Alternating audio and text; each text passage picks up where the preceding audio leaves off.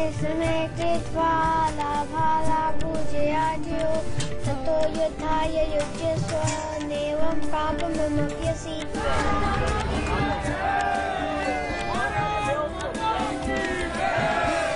नमस्कार, hello and welcome to चाय chat with Lavina. हर जन्माष्टमी पर श्री राम मंदिर से शोभा यात्रा निकलती है और ये सारी कम्युनिटीज को एक साझा करती है, एक साथ लेकर निकलती है। और इसके साथ जुड़ा होता है गीता महोत्सव भी। कई दफा 2 साल से ये कार्यक्रम नहीं हो पाया, लेकिन इसके लिए खास तौर पर ज्ञानानंद जी महाराज, गीता महर्षि ज्ञानानंद जी महाराज भारत से आते हैं। तो हमने आपको दृश्य तो हम दिखाएंगे किस तरह से अब की बार 2 साल के बाद लोग उमड़े सड़कों पर, लेकिन उससे पहले जो इस पूरी यात्रा के पीछे जो लोग हैं और जो मानसिकता है उस पर हम थोड़ा सा बातचीत करेंगे। तो हमारे साथ अरुण ठाकुर जी हैं, उस तरफ से शुरू करती हूँ मैं, जो श्री राम मंदिर के ट्रस्टी भी हैं और national temples council of temples के प्रेसिडेंट भी हैं। प्रदीप मित्तल जी जो गीता का प्रचारण प्रसारण करते हैं, जियो गीता की तरफ से एक संस्था है, आप पधारे हैं इंडिया से। हाँ, और उमेश शर्मा जी जो चेयरमैन है श्री राम मंदिर के और साथ में नेशनल हिंदू काउंसिल के भी को देखते हैं, और हमारे साथ महाराज जी तो हैं ही। तो बहुत बहुत धन्यवाद, हर बार आप चाय चैट में पधारते हैं, सबसे पहले तो उसके लिए मैं आपको धन्यवाद देती हूँ। मुझे ये बताएं महाराज जी, आपसे शुरू करते हैं और फिर हम शोभा यात्रा की तरफ जाते हैं कि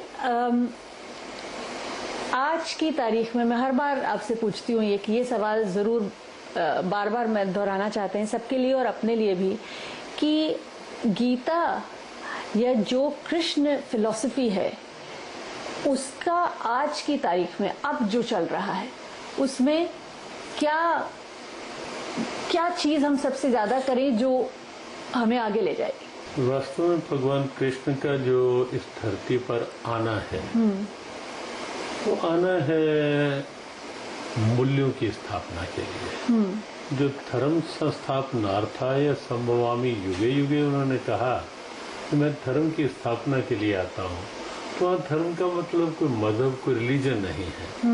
धर्म का मतलब है मॉरल्स, आइडियल्स। धर्म का मतलब values of the life, values of the humanity, उनकी स्थापना के लिए आते हैं। और एक बात और आप देखेंगे कि भगवान कृष्ण का संपूर्ण जीवन,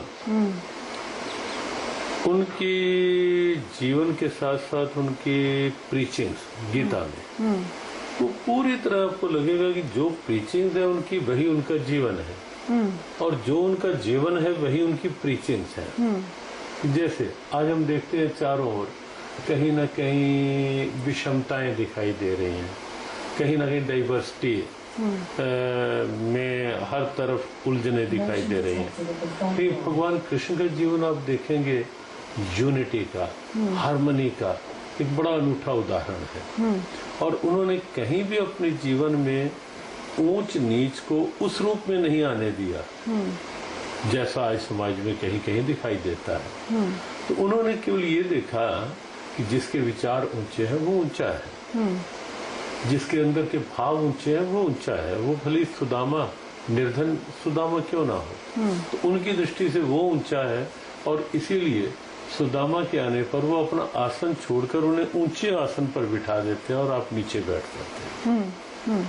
श्रेष्ठता उनकी दृष्टि में बाहर की किसी भी स्थिति की नहीं है, बाहर के बड़प्पन की नहीं है, अंदर के विचारों भावों की है।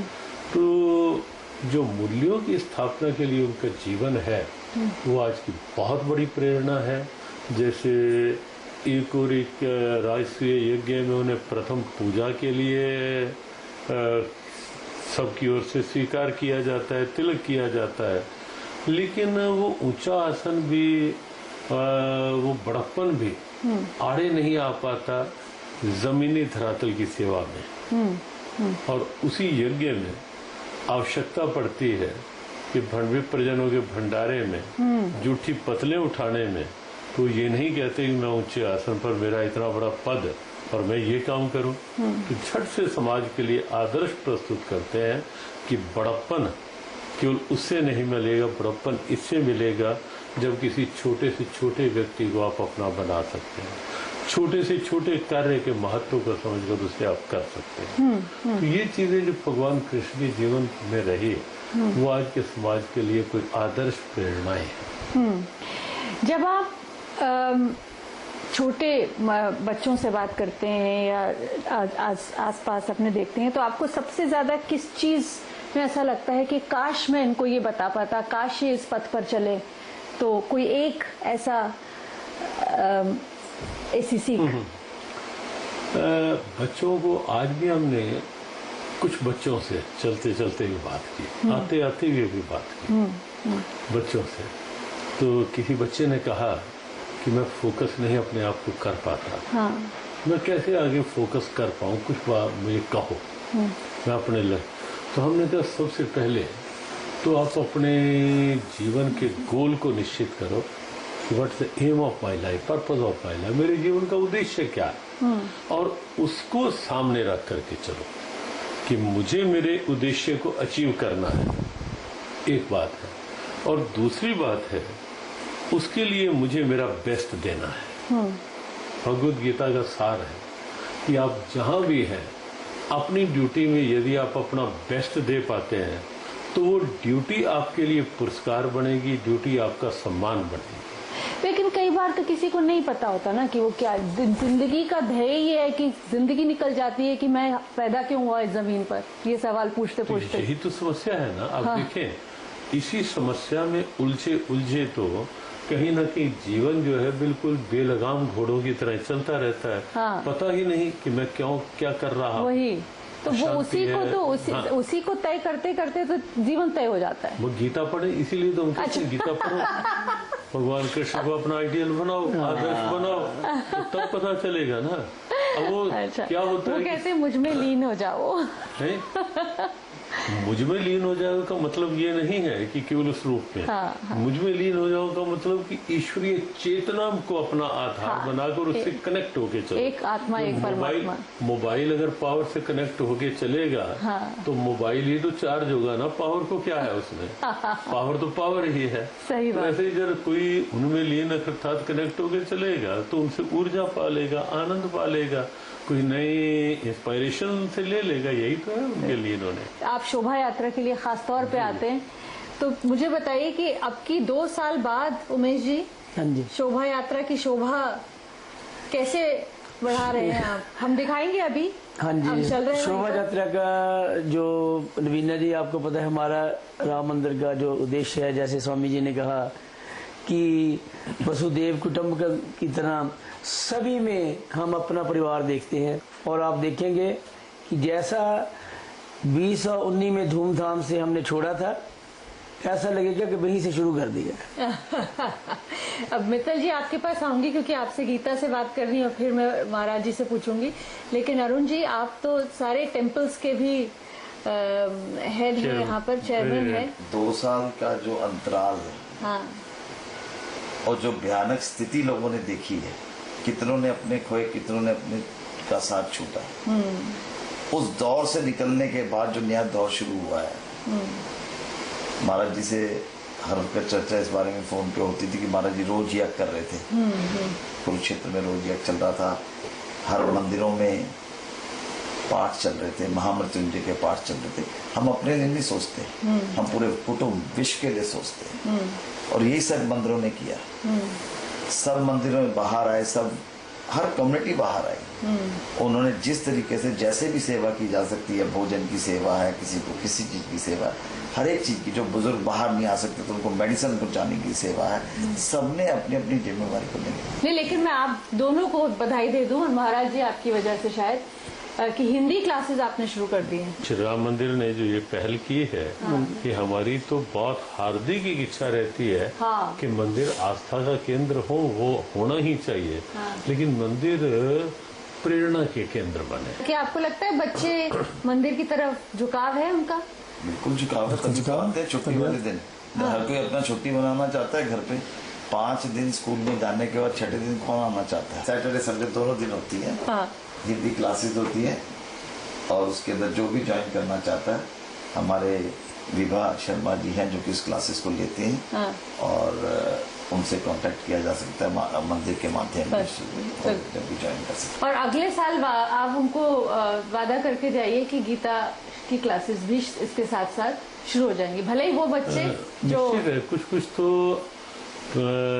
स्टार्ट हुआ भी है। हाँ। लेकिन अगले साल जब आएंगे तो उसको विधिवत शुरू करके बच्चों को संस्कृत और हिंदी में बच्चों के साथ के लिए कुछ ऐसे पुरस्कार भी रखेंगे कि जो इतने श्लोक इतने टाइम में सुनाएंगे तो उनको प्रोत्साहन दिया जाएगा, उनको ऐसा कुछ अच्छा एग्जाम्पल रहेगा। बहुत बढ़िया। तो आप पे उसके हम स्वामी जी ऐसा करेंगे जो मैं अभी देखिए चाय चैट पे ही चाय चैट पर मैं अनाउंसमेंट ये कर रहा हूँ, अनाउंस कर रहा हूँ कि जो भी बच्चा सर्वश्रेष्ठ हिंदी में जो अपने गीता जी के श्लोक बोलेगा तो गीता जयंती पर हम उसको भारत भेजेंगे।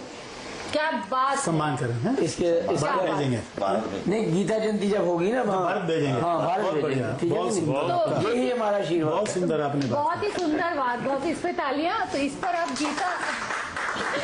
गीता जयंती की बात भी अब आप हमें बता दीजिए। मित्तल जी आप आए हैं, सबसे पहले तो ये कि आपको लगता है भारत में, हम लोग तो यहाँ पे थोड़ा अपना काम कुम कर रहे हैं, आपको लगता है भारत में बच्चों को रुझान अभी वेस्टर्न कल्चर के ऊपर हो रहा है कि अपनी संस्कृति पर भी थोड़ा सा? नहीं रवीना जी, आपने बात बिल्कुल सही कही कि भारत में वेस्टर्न कल्चर का रुझान थोड़ा आता है, लेकिन मैं कहूँ जब से महाराज श्री के प्रवचन या महाराज श्री के कार्यक्रम होने शुरू हुए एक बहुत बड़ा बदलाव आया है। अब आप देखेंगे कि हिंदुस्तान में भी गीता के लेसन्स कक्षाओं में भी पढ़ाने प्रारंभ हो गए। अभी गुजरात सरकार ने किया है, हरियाणा के प्राइवेट स्कूलों में भी है, गीता के लेसन्स लगने लगे। जब गीता के पाठ अगर स्कूलों में, प्राइमरी स्कूलों में पढ़ाए जाने लगेंगे तो मैं समझता हूँ संस्कार भी बदलेंगे और गीता का ज्ञान भी होगा। हिंदुस्तान में अभी महाराज श्री ने तय किया है, हमारा यूके की जियो गीता की बॉडी बन गई है, चैरिटी रजिस्टर्ड हो गई है। हम उसके जरिए हम यहाँ विभिन्न प्रकार की बच्चों की, बड़ों की प्रतियोगिताएं भी कराने जा रहे हैं, जिसमें हम क्विज कंपटीशन भी होंगे, राइटिंग के लिए भी होंगे, गीता के श्लोक का पाठन भी होगा।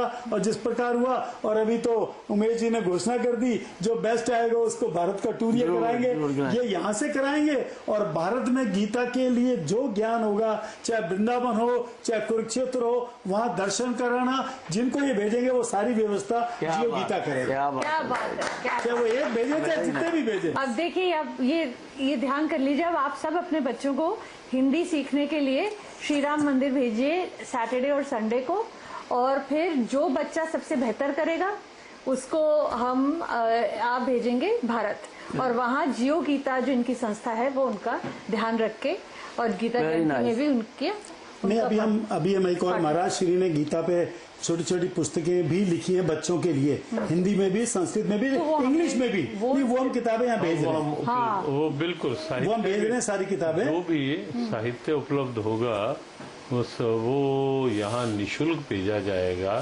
राम मंदिर में जो क्लासेस लगेंगी या जिस रूप में भी जरूर हो। बहुत बहुत सुंदर बात। तो इसी बात पर अब हमें शोभा यात्रा देखनी जरूरी है। बिल्कुल। तो हम शोभा यात्रा की तरफ चलते हैं। लेकिन महाराज जी, एक बात, जब जिंदगी में धर्म संकट आता है, और जो तब होता है जो विभीषण के सामने था, उस तरह का जब धर्म संकट हो, तो कई लोग बोलते हैं ना, आज भी बोलते हैं, तुम तो विभीषण निकले। देखो कहाँ खड़ा हो इंसान। धर्म संकट की स्थितियां विभीषण के लिए भी थी। धर्म संकट की स्थितियां गीता उपदेश से पहले अर्जुन के सामने भी थी जी। एक और सामने पितामह है जी, आचार्य द्रोण है, जिनसे धनुर्विद्या सीखी है। एक और वो सामने विपक्ष में खड़े हैं। हाँ। एक और लगता है कि गुरु के प्रति मेरा धर्म, कुल के श्रेष्ठ पितामह के प्रति मेरा धर्म, और एक और लगता है कि मेरा कर्तव्य इस समय मुझे क्या कहता है। जी जी। तो वहां की स्थितियां हैं। तो निश्चित है कि उसता है कि मेरा धर्म क्या केवल मेरे स्वार्थों के लिए या मेरे अपने और मेरे जो अपनों के लिए है वहीं तक के लिए है, या मेरा धर्म राष्ट्र के लिए, मानवता के लिए, समाज के हित के लिए है। जब वो सोच, व्यापक सोच बनेगी, तो तब विभीषण को लगेगा कि मुझे अधर्म का पक्ष ले रहे रावण का साथ नहीं देना, मुझे धर्म का पक्ष लेके राम का साथ देना है। और विभीषण ने दिया, और उसका परिणाम ये हुआ, भले ही कुछ स्वार्थी लोग अपने लिए कह देते होंगे अपने स्वार्थ के लिए कि विभीषण बन गए, लेकिन विभीषण को राम भी मिले, विभीषण को लंका का राज्य भी मिला और विभीषण का नाम चिरंजीवियों में भी आया। अब हम चलते हैं शोभा यात्रा की तरफ, तो बने रहिए चाय चैट पर। नमस्कार।